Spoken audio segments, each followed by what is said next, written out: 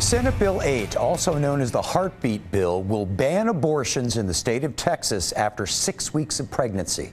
It will also give anyone the ability to sue someone even remotely involved in assisting with an abortion. Here to talk about this today is Jessica Colon, a Republican strategist, and Diana Gomez, the advocacy manager for Progress Texas. Jessica, beginning with you, first and foremost, is this law constitutional?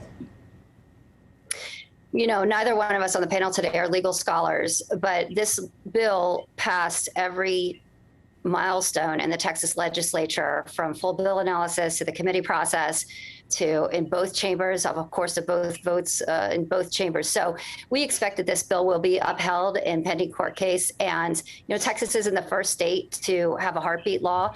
And we anticipate that this is going to be upheld throughout any pending court cases that folks might throw at it. Diana, do you think it's constitutional?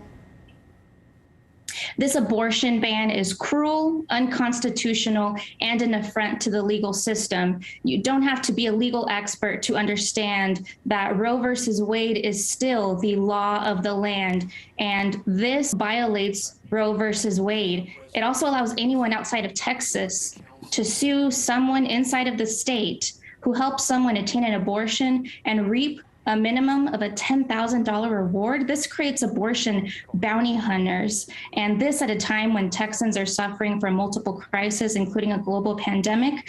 It's just putting healthcare further out of reach for Texans.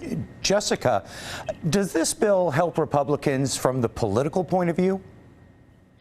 This bill saves lives. So this bill is something that those that are interested in life-saving measures for Texans and future Texans, preborn babies, is something that people are going to support. This is clearly something that Republicans care very much about. It's in party platforms. It's been in other legislative principles and legislative priorities that have occurred over the last several years from the party aspect. But I will say this was a bipartisan bill. We had Democrats voting with this bill in both chambers of the House and the Senate. So this is a life-saving measure. And I don't know why the left has to be so afraid about talking about protecting preborn life.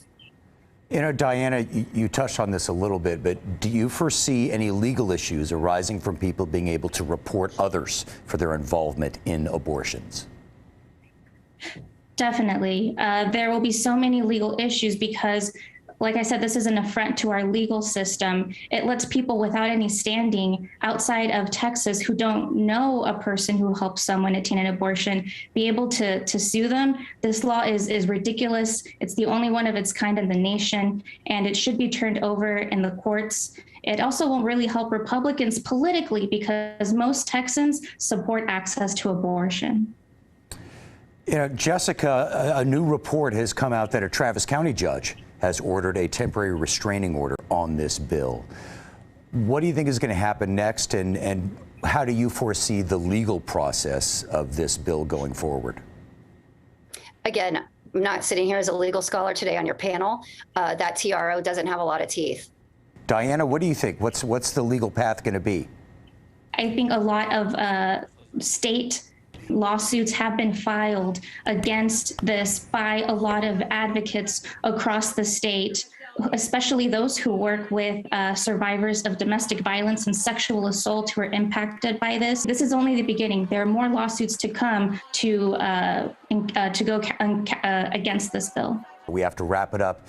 Jessica, Diana, thank you both very much for talking with us. We appreciate it. Thank you.